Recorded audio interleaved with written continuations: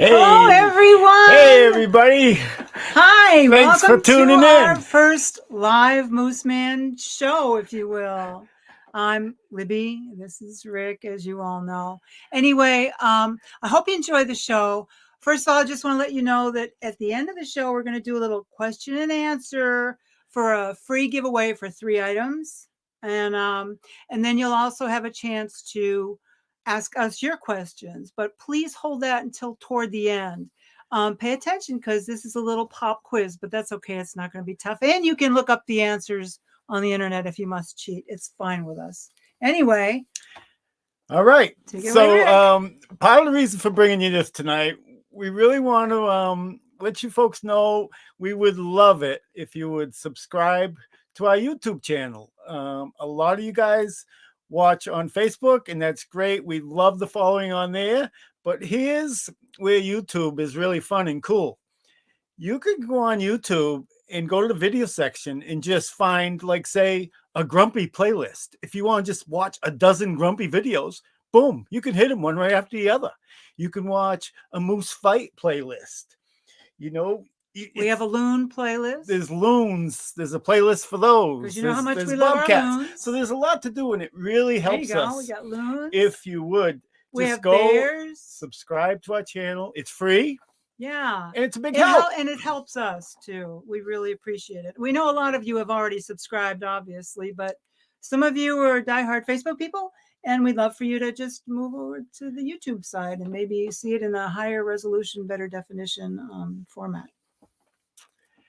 So thank you so very much. It's a great time to just say thank you to all the subscribers on YouTube and all the followers on Facebook. I've said it before, we love the interactions. There's a lot more fun coming.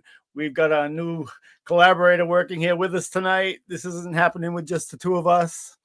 And here we go. So, how it all started. Let's talk about how it all started. A lot of you guys know Libby and I as a team. That's been for the past 7 years. What happened before that? 40 years ago, a really good friend of mine, his name's Christopher Flagg. I call him the Warden. Chris Flagg has been a lifelong friend. He invited me to a trip to a camp in northern Maine. The camp is 50 miles from the nearest town, and that town only had probably 100 people at that. I had no idea how much that trip was going to change my life. In I went. That was the first of many trips. I went in there with a Kodak 110 camera, a little plastic camera. The year is 1981. Okay, I saw my first moose, 1981. I remember even back then I was keeping a journal, and that kind of stuck with me because I still do it today. Dozens of trips, trip after trip. Some time went by. Let's go from 81. That's me back in the 80s. Let's kind of go ahead a little to early 2000s. Now I start going in, instead of driving in with a four-wheel drive pickup, I'm going in by float plane, and I'm getting dropped off. I started doing trips alone. And at first, they were only 2-3 days. Now, don't forget, I'm working. There's no MooseMan. There's no company. I'm working a full-time job at a health food store. And on the weekends, some days a 3-day weekend, off I'd go. I'd drive the 500 miles, meet the plane, go in, do a couple days in the woods alone. Well, slowly, these trips turned in from 3 days to 10 to 12 days by myself. And this is where I started developing my photographic style. You've seen a lot of the fog photos, the panoramics, the quiet images with a wide angle lens. That's my style. It all started at that camp in Maine in the early 80s, and it really got going about 15 years ago. So time goes by, the years go by, I'm going in several trips a year. Now we're up to 2015. Okay. The MooseMan company was formed a few years before. I formed the company in 2005. But by 2014, I met someone. Oh, really? I met Oh, someone, how nice for you. and that changed my life again. Libby's going to take it from here for a Changed minute. my life too. So anyway, in 2015, I had found myself back in New Hampshire, and I wanted to experience my creativity and my photography. I wanted to venture forth and do more things. So I would start photographing with loons because they were easy to find in New Hampshire. Moose, yeah, I'd love it, but so there are several ponds near where I live, lakes and ponds, and I would frequent this one pond. It was an hour and a half from my house. I'd go there and I would document the loons, and I knew that there was going to be an imminent hatch. Now that's something that's like the golden ticket of the loon world, when you can get and document a hatch. So I rushed. I was running a little bit late that morning. I rushed to the loon pond. I put my kayak in the water. I kayaked over to the area where I knew the nest would be. And I came around the corner of this one little island, and there was a guy sitting in a kayak right where I wanted to be, with a big lens and to photograph. By the way, where are we? We're from Andover, New Hampshire, right? Where are we from? Yeah, Andover, New Hampshire. I see that. Yeah, somebody wanted to know that. Anyway, so this person was sitting in a kayak just exactly where I wanted to be in order to document this hatch, and it would be the first time in my life I got to do that, and I was really excited to do it. But here I was late to the party, so I just sat back in my kayak watching him have the moment. And he looked up from his work, his photograph. When you're photographing, you're very intense on what you're doing. He looked up and he saw me there. He waved me forward, and I thought, oh, that's pretty nice of him, because you don't want to crowd the animals ever. So I worked my way behind him and kind of hung back, and he said, no, it's fine. They're fine. They're cool with you. So I worked my kayak even closer. And once we were comfortable enough to talk, because you don't want to just be talking in front of the wildlife, they got to get cozy with you. Once we were comfortable enough to talk, then we kind of opened up a little conversation. And so to make a longish story short, that was the start of my being with Rick. And after that, we made a few trips. We went down to the Smoky Mountains for black bears. Yep. And what we really wanted to do was get on moose. So he took me to the place in Maine, but we were devastated because there were no moose there anymore. There were no big dominant moose there. There were moose. There were fewer moose, but there were no big dominant moose that we wanted to photograph. So he was heartbroken, devastated. So we decided at that point we would go where the moose were, where we knew we could get a lens on the moose. You guys all know where that is. So in 2016, we did our first trip to Alaska. That was 9 days. The next year was like 2 weeks. And then after that, we started in on this 3-month at a time go. So. And here we are. We just got back a little while ago. Yeah. I'm feeling pretty good. We just hiked 390 miles. Let's just in call 10 it 400 weeks. miles, okay? I don't know. It just feels good to be able to do that. We're going to give ourselves a few extra miles, but hey, Miss Moose Poop. Yes, Moose Poop. Awesome. Thank you. Thank you. Hello Moose from Australia. I know Nora's out there too. That's Thank so you, awesome. Nora. That's so awesome. We have Wilson with us. We do. Yeah, can't not. So so we were in Alaska, and then the saga began. This is awesome. Thank you from everyone. Wow, this is great. So this brings us up to the moose in Alaska, which we have been doing now for 7 years in a row. So we've gotten very familiar with moose. I mean, before in the early, Judy. But anyway, sorry. I'm leaving. Just saying hi to everybody. Yeah. So because we got to film in the same relative area for so many years in a row, we got to learn these animals very well. We got to learn their behavior. The moose have taught us so much. We've learned so much from studying them that we couldn't be happier to be able to share it with all of you. And we appreciate you being here. So anyway, to highlight some of the favorite moose behavior let's talk about a few of the behaviors. Because this is the fun stuff. As you know, moose grow antlers. The bulls grow antlers every year. Every winter they shed them, and every spring they grow a new set, and they grow all through the year.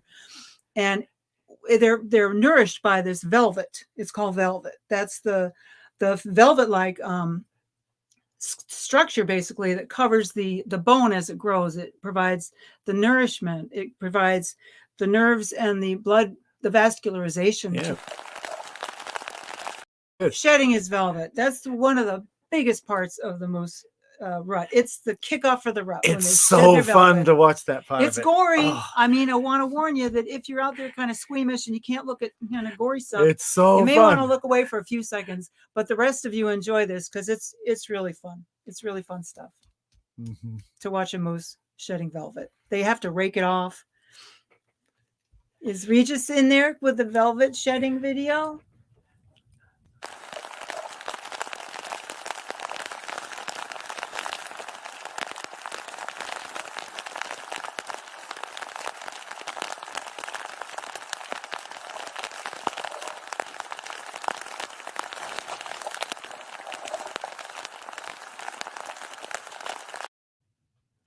Cool. Fun stuff. And then I'd say the next phase of favorite moose behavior after they shed the velvet is the rut pits. It's got to be the rut pits. The rut pits. They're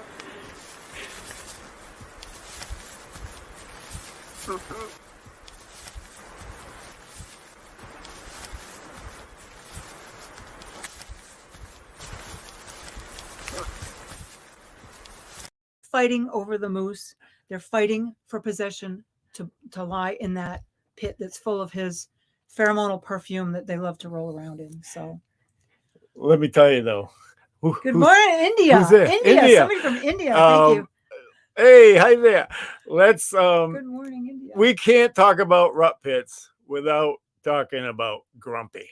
Oh. No one could dig a rut pit like Grumpy. Yeah, he was the master. Mean, he was the king of the pits.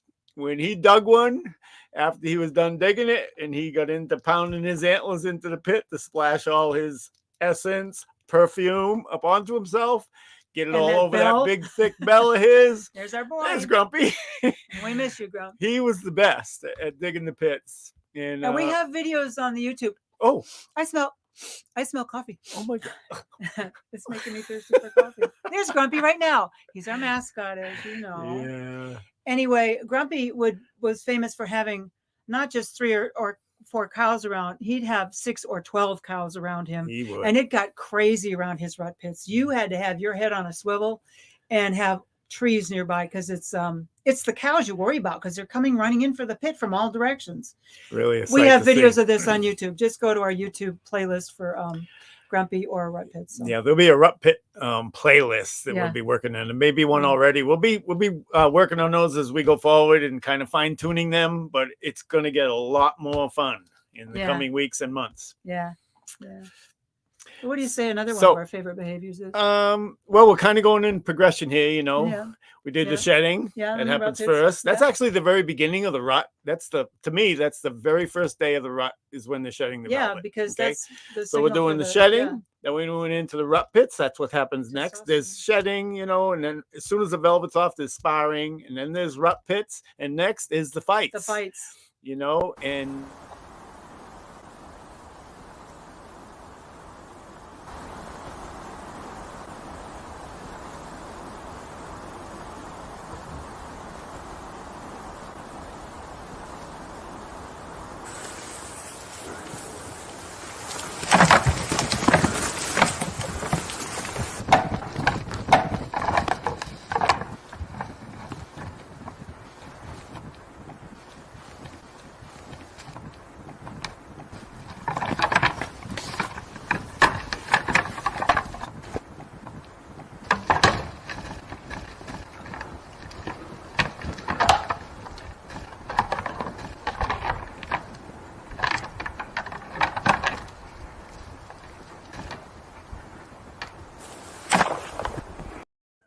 I don't know. That's what's the best? I mean, the fights are the most challenging. They're definitely the toughest to get on. Yeah. I mean, I know people that have gone for years putting time in, Hey, Yay, left Boyd. hook, right? Thanks Yeah. for joining us, Boyd.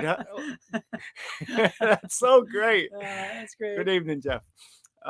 Yeah, so the fights are the most challenging to get on and the hardest to get on, and they're really tough to film as well. So Yeah, I and guess in safely the end, too. Yeah. you got to stay safe as well. In the end, I guess that's the favorite, but man, it's all fun, the shedding, the rep pits. Oh, sparring is fun to watch. It's the slow motion ballet of the art of fighting. It's like Tai Chi for moose.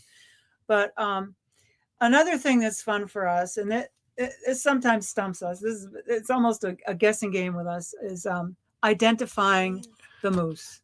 Now we're going to show you a short video here of some of the different moose and what it is about them that makes us recognize them through binoculars from a distance.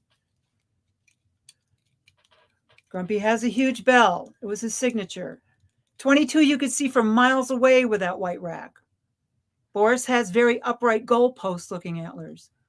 And left hook, he's just got a lot of stuff going on, but that left hook is always there. Swagger. And Swagger Good is old that Swagger. Shorts or Dennis the Menacer. And Hook, we miss Hook too, but he was wow. He just was. That's the only way you could describe Hook, is he was wow. So. Grumpy is somebody's spirit animal. Yeah. See, we could see the comments coming in. It is so cool. We feel that. We miss Grumpy. Can't say enough how much I love interacting with all of you. Yeah. By the way, if you're on Facebook and you're interacting, commenting and whatnot, so that's usually me on there. Oh, as many of you know, that's me on Facebook, and all you guys over on YouTube, or maybe you guys are on both, but YouTube, Libby's handling those comments, so you're kind of going back and forth with Lib, and it's just a boatload of fun. I kind of feel the YouTube and he feels the Facebook, but we're both documenting, photographing, filming, editing. Hi, Maine. Hello. Hi, everyone. I got a little something to say here. I got to do this for so this is for moose poop. You see this moose poop? You see this? Yeah, baby. I thank you. That's some leggings and that a very dear friend and follower brought and sent to us. So anyway, hello. So what's next? First, let me interrupt this to bring you a little ad, if you would. We are running a special right now. This is holidays. It's holiday sale time. Yep. So we've got a code here for you. You see, it's Black Friday. Pretty easy to remember. It's you go on our website and you can order. We've got the Moose and with Team MooseMan, which is our book, which we're going to show you right now. Yep. Our book is an 80-page picture book, storybook. It tells the story of Rick, and because there's more to it, of course, than just he started photographing moose in Maine. But anyway, some full color, full page spread and story. Anyway, this book is going to be 25% off. I got to find out where the camera is. There's King James. Okay. But this book is going to be 25% off. That's 25 off. Right? Using that code, Black Friday. On our website. And then we're going to have a selection of 25 of our favorite matted 11 by 14s. 11 by 14 print. Okay, so it's 8 by 12 photo, 11 by 14 so the outside mat. is 11 by 14. Double mat. There we go. We got some there you go. There you see. Oh, there's Grumpy's final day right there. His final day. So those are going to be on sale using this special code. Those are 20% off. 20% off. And then kind of the biggie. Yeah, this includes all of our top sellers right there. Yeah, here's all the different choices. Those are the 11 by 14 matteds. There you go. Some really nice choices there. Some of my very favorite pictures. Some of them were just taken a month or so ago. And that loon one. Hi, Cecilia. Oh, I'm glad you like your grumpy calendar. Thank you.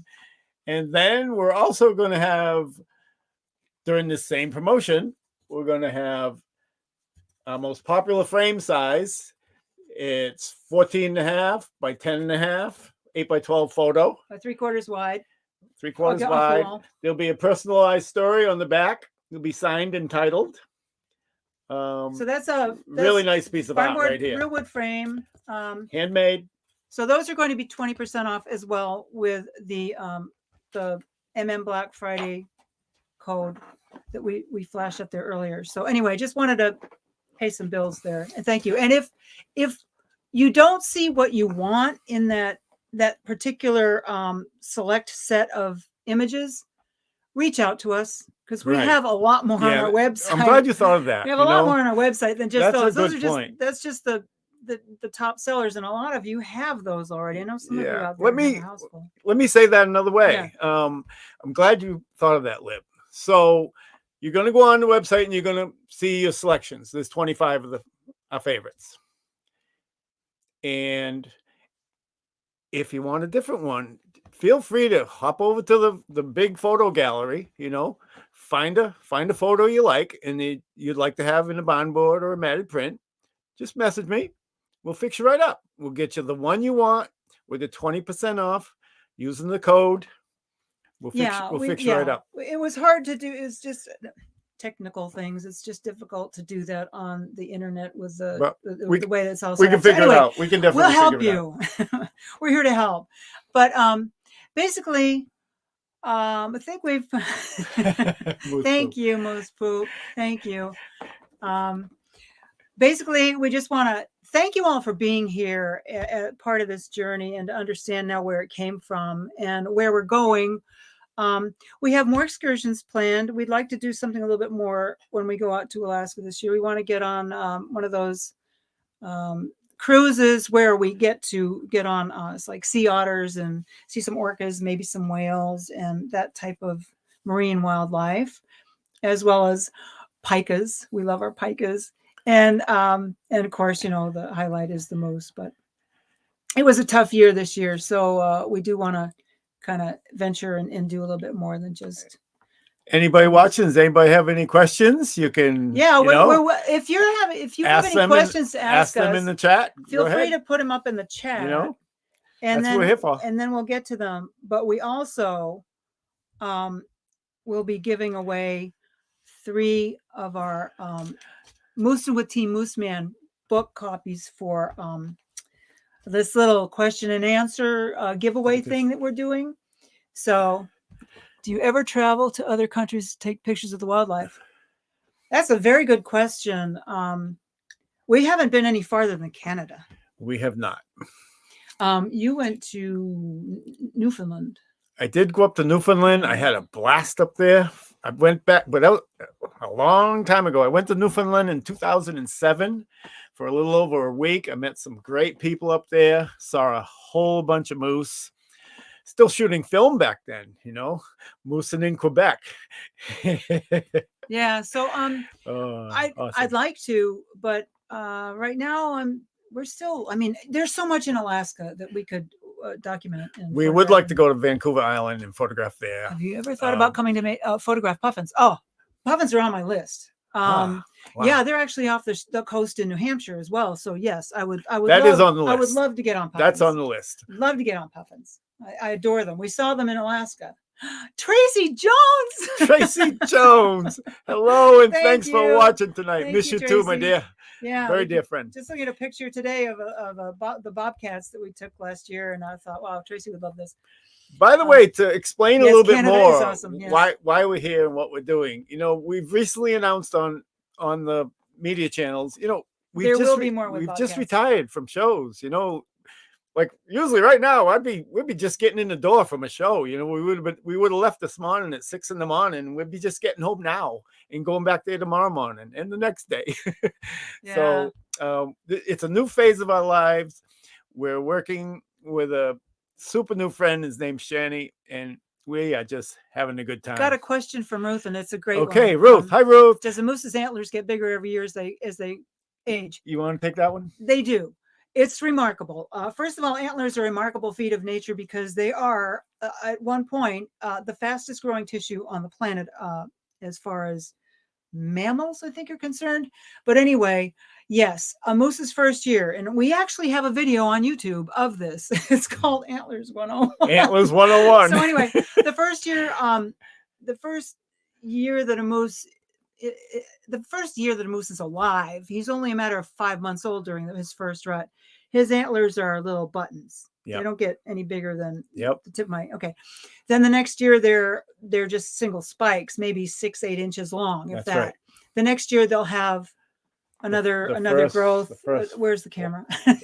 The first you know, fork. and like I said, it's explained in the video. So So every year they shed those. The next year they'll grow another rack. Now, according to their genetics and their nutritional intake, they will grow bigger, better racks every year. That's why we're just amazed to see somebody like Left Hook, who 3-4 years ago was just kind of this spindly, gangly teenager looking thing with, yeah, he had a nice rack. I mean, but now he's like Sally bar the door. They just the only way they can come more magnificent than his rack is if they're Hook. And Hook got hit by a car. So how about just a general, you know, so the first couple of years, basically just spikes and single spines and stuff. 3 years old is the first year when they have any kind of palm going on. You heard me talk about the palms and the posts. It's about, you know, where they have a paddle like that. See the paddle part, the big paddle. Like this bull here, he's probably 8 and 9 years old. The one right up he's there. Older. He's about 8 and 9 years old.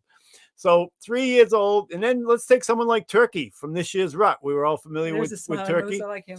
You know, Turkey was he's only 5, maybe 6 years old the most. Same with Flat Top. Very young, but going to get very, very bigger than he already was. This bull here that Shani's putting up on the screen, this guy, he's on, let's see. Well, I know exactly because that's Boss the bull. So that was, he is 6 years old right there. But the difference there, he's showing that's in velvet, and that moose, that was early July. So don't forget, moose antlers grow till the end of August. So that bullet was just up there. His paddles are going to be twice as big the next month. So Betty has a question that I'd like to field. Do they ever lose their antlers? Aha. I guess, Betty, what you're meaning is, do they lose them before they shed them? Because every year a moose sheds his antlers after the rut. So they can lose an antler in a fight. They can break an antler off in a fight, which has happened. We actually have a video. Another video. Subscribe to YouTube. Go to YouTube. Mismatch lost an antler in a battle one year. We've got still photos of him in one of our videos. Can we estimate the oldest moose we've ever seen? Yes. Amy wants to know that. Well, take that one. Yeah, I'll take it. Oldest moose I've ever seen is before I met Lib up in Maine, that remote camp that I went to for so many years. There was an old cow moose. Her name was Potbelly. And yep, she had a big giant gut. I mean, this moose could eat. Anyway, I followed Potbelly for years. And to be honest, that one cow moose taught me more than any moose in all my years of studying moose. I'm talking any of them. Potbelly taught me more. I sat with her for hours and hours and hours, year after year. Anyway, to answer the question, the last time I saw her, I figured her age to be about 17, which is really up there for a moose. Yeah, for a wild moose. An elderly moose is more like 11, 12, 13 is really getting up there. So Ruth Ann asks, which bull do you know that has lived the longest? Which bull do we know has lived the longest? Oh boy, that's a good question. I'll tell you why, Ruth Ann, because a lot of the bulls we haven't followed that long, and we have to learn from locals like how long they were following as far as figuring out. Yeah, like how old King James was before he died, because he died naturally. Mismatch died naturally. I think the answer to Ruth Ann's question, as far as we know, it's kind of a guess, but it's an educated guess. I think the answer to that question is most likely Mismatch. I'm pretty sure he was right up there at 13. And just from, friends that we've met that have told us how long he's around, things like that, So I'm going to say Mismatch to that one. Once they shed their antler, do they grow back looking the same way as before the shedding? Yeah. Once they shed their antler, do they grow back looking the same? That's a really good question. Hi, Cindy. Can I take this one? Yeah, go ahead. May I? Yeah. We have a friend who's a shed hunter, basically. Mm-hmm. He has collected the sheds of one bull moose for 8 years. 8 years. They are almost carbon copies. He laid the right antler on top of Yep. each subsequent year, Yep. on top of the other, on top of the other, and they are almost carbon copies. It is amazing.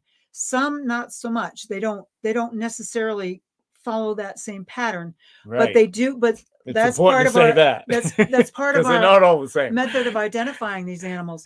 Swagger had us fooled. We thought we lost him. Oh boy. But here he is, that Cervina antler guy. He's Dennis the Menace. He's this year. That is Swagger. So anyway, they do tend to keep the same pattern of antler. So Look at Judy's question, and I know what? the bulls are busy I'm during not the rut, sure. but I'm not why sure do they how to stop answer eating that. during that time? I'm not sure how to answer that. Are you? That's a good question, and I think that because the rut is so concentrated that they are just so intent. I mean, everybody's drunk on hormones at that point.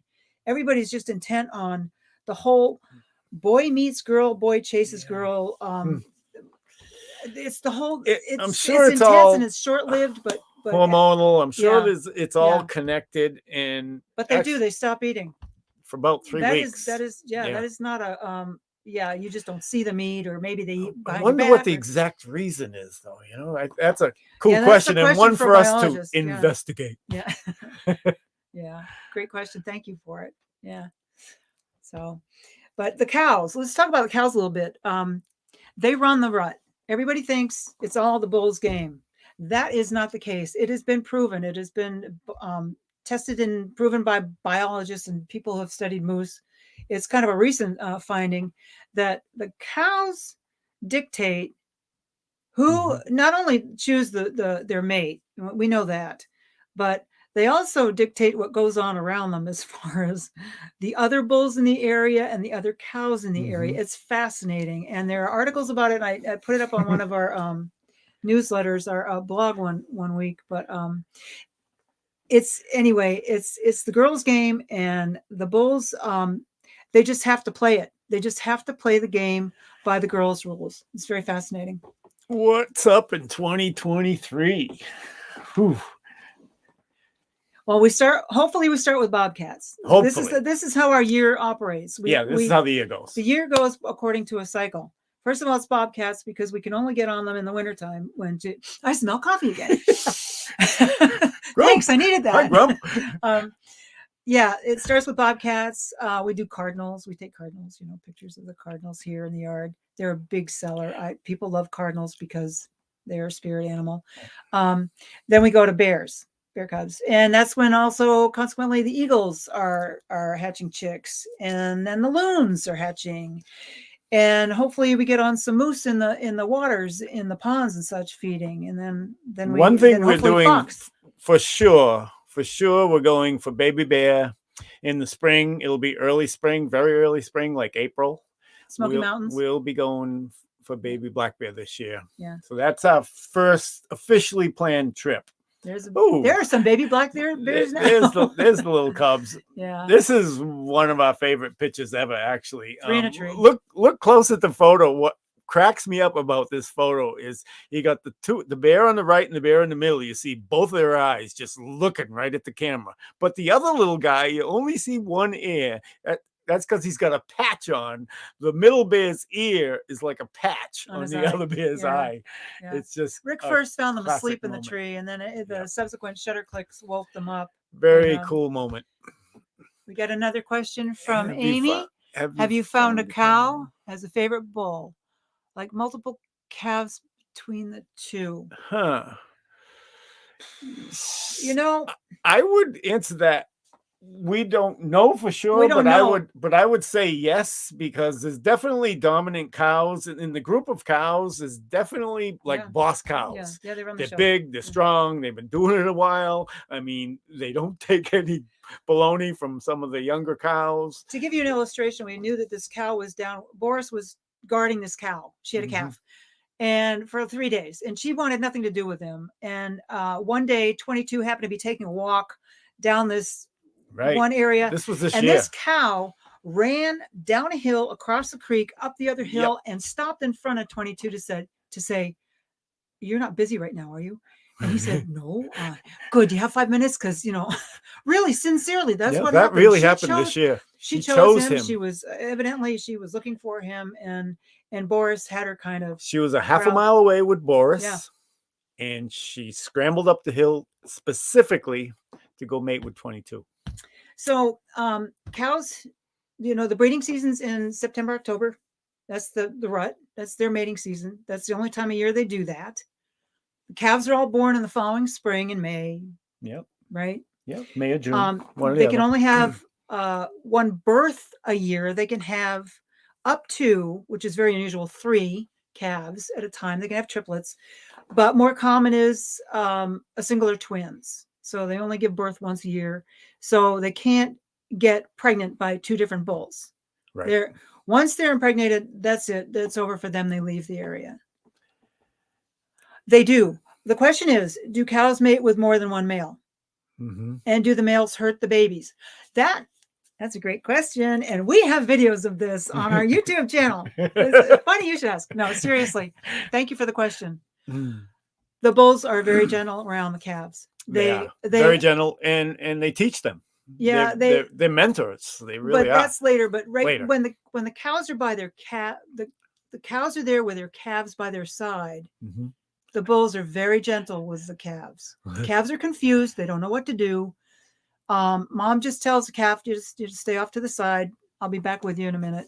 But and the calf has gone up. We've got videos of this. The calf goes up and will sniff around the bull, like, what are those things on your head? And it's really amazing to me to see that a male animal will not hurt an offspring that's not his own, because that's not the case with a lot of wildlife. Right. Like bears and horses, even. It's so true. Wild horses will kill colts that aren't theirs, of a harem of mares that he takes over. Yep. So cool. Favorite part. We got a topic here to talk to you about the favorite part of our adventure each year. Well, I'll tell you what it's not: traveling. That a lot of people would think, yeah, it's exciting. The travel part is fun. It's miserable. It's a long. Well, it's a long haul. Long over there, in airplanes. Bring it on. Bring it on. We're ready for another one. Happy to do it. But the favorite part of the adventure is the first time. The first time we go on that hike and start looking for moose, don't you think? Isn't that the first? That's like the first. Well, is that the best? The favorite? I don't know. It's the favorite, but that's one of my favorite times. There's lots of anticipation. There's lots of favorites. Narrowing it down to one is really, really tough. Seeing some of the familiar bulls, the ones that we're all familiar with, seeing them for the first time, it's that, he made it there. Yeah, he made it. It's so fun to see the bull a year later, virtually a year later, and start looking at things and what's how's he doing? Is he heavy? Is he thin? We actually recognize a couple of the cows too. Dot, she's got a big dot on her, big spot birthmark, but things like that. But it's all fun. I really can't pick out one particular part of it. But I think one of the repeating things that has become the most fun of all, and it's because this continues after we get back home, is identifying the bulls year to year, IDing them. Sometimes we find a bull from a couple of years ago. You got it coming up. And then, 2 years later, we find out, like, we haven't said this yet, but hey, now's a good time. There was a bull a couple of years ago. We called him Imposter, right? Well, remember Will this year? Willpower, the guy who fought Flat Top? Well, guess what? Will is Imposter. There'll be more on that. There'll be a video. But how about Grumpy? Yeah, we got somebody that, and I know a lot of you feel this way. You want to bring up Grumpy. Grumpy. It was a tough year. Tough year for us this year when that happened. We had seen Grumpy. We had been on Grumpy. We'd been able to film him. Yep. It was a tough year because there weren't as many cows and things had been shaken up. Mismatch was gone. 22 was lost without Mismatch. Yep. That's so true. It was just today's post. A tough year with the bulls, and we had to go farther afield to find them.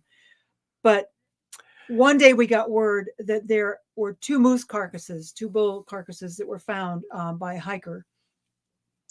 And we got we got word. We got, I don't know how much I can say. We found out who it was and learned that one was grumpy, and it Well, was these people, they've it been, was they know. yeah. You've been on the you've been on on it. the journey. You know it was devastating. Don't know who the other bull is. We still have not don't figured know. that out. But they got trapped up in the trees, and they did not have any room to fight anymore. And hello, Pauline. So- Hello, my dear friend from back home. Thanks for tuning Grumpy in is tonight. hugely missed. Grumpy is missed, they did and not he get will be locked. missed. We are going to do our darndest to keep him to be part of this. He's Yeah. our mascot. Yeah. We're going to continue to talk about him, share him, you know, stuff like again. this. That was Grumpy, yeah, of course. There'll be more videos. Little Grumpies. And Grumpies. we'll talk about him while we're there. And when we get there next year, he will be on our mind. Yeah, There's no mistaking it. We look for we're looking for big bells. You know, these we're looking for little grumpies. We're looking for little grumpies, but another thing about bells and ropes is they change. They do.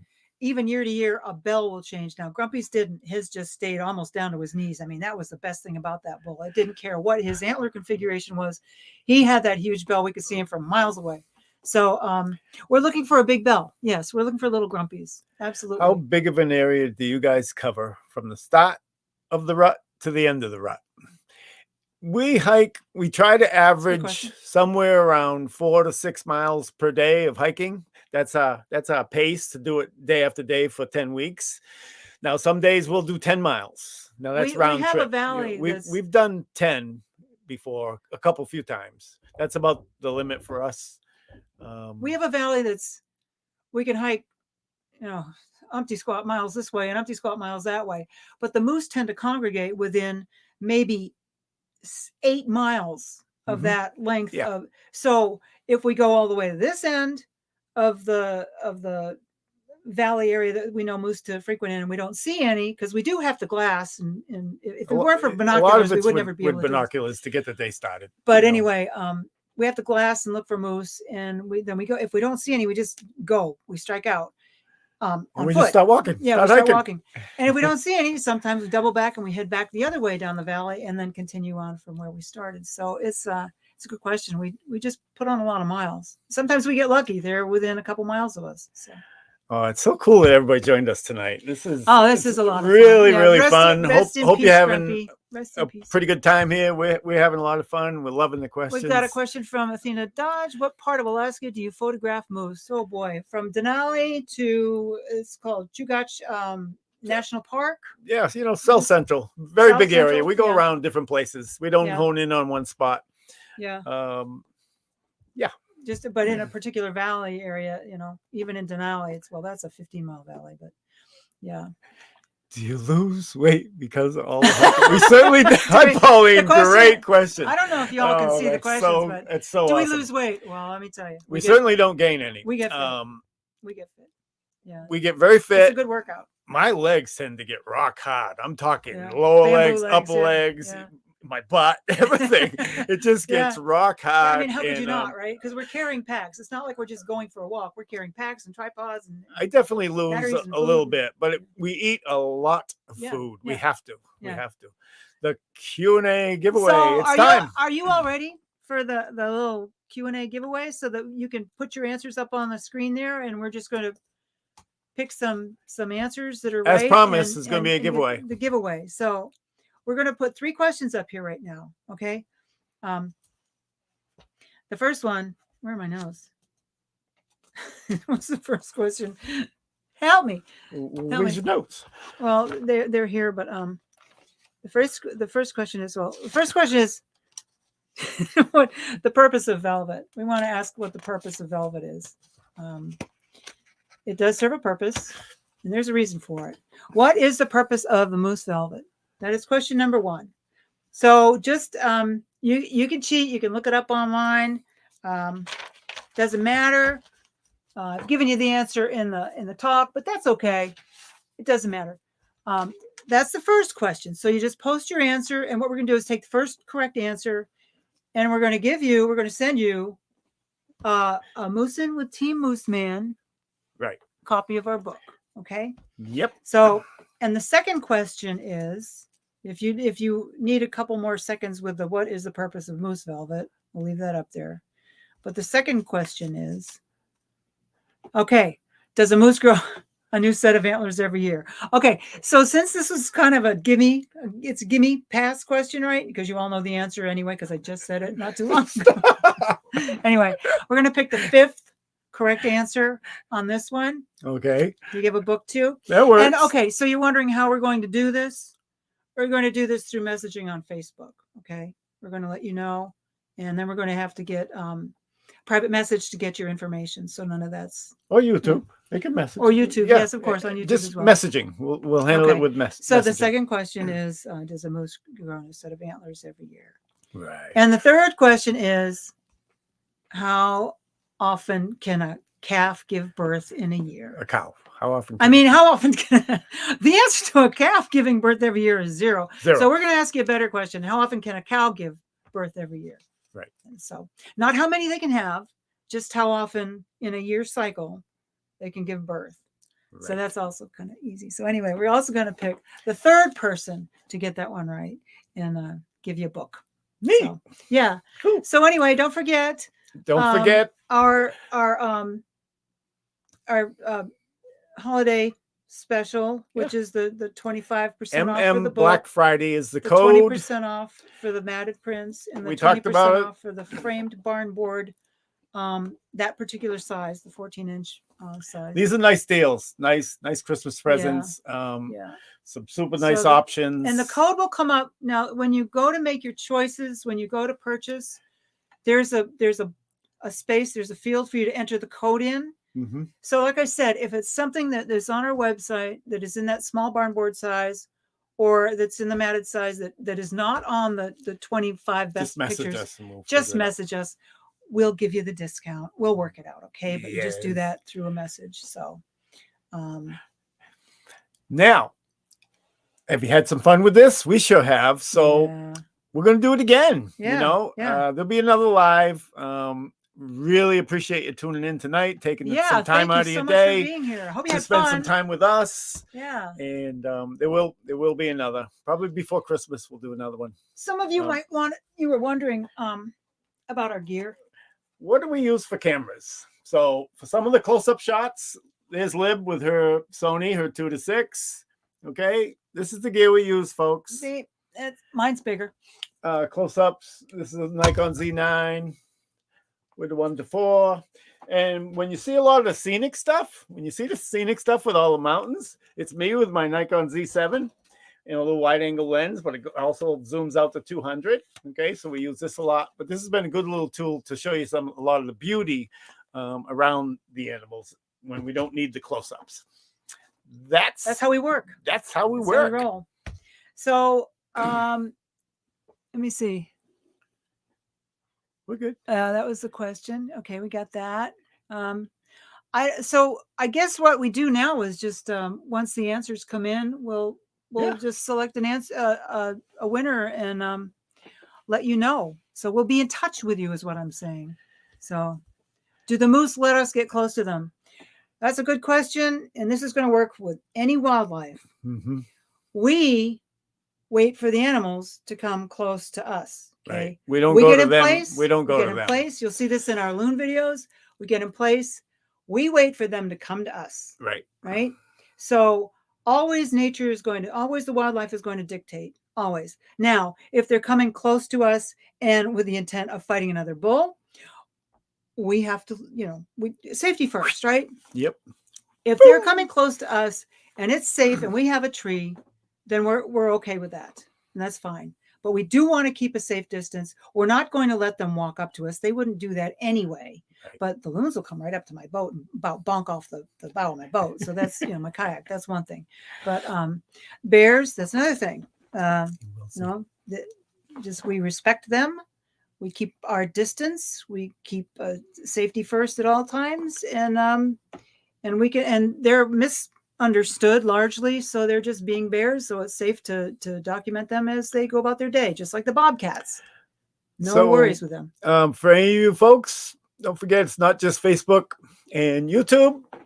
We now have Pinterest, we have Twitter. Yeah, even we're TikTok. we're kind of on all the You formats know, now. Instagram. the main two are Facebook and YouTube, but we also have those other social media outlets with some stuff going on there. Just super thankful for all this, that's for sure. Yeah. So we don't want to keep you anymore. You've got holiday fun and festivities to deal with, and shopping and eating and all that stuff. So just want to say thank you for being here while you were. And yeah, next time we do this, you might not recognize Rick. He might look like Santa Claus or something. I don't know. Would you do that? Would you wear a Santa Claus We'll suit? see. We'll have to see. Maybe we'll just wear moose antlers or something. I don't know. But anyway, thank you all for being here. Oh, Grumpy's with us. Remember to subscribe to YouTube if you would, please. It helps us out a lot. Thanks so much. We really love you being here. We appreciate it. Very grateful for you. Thanks. Thanks Ciao. very much.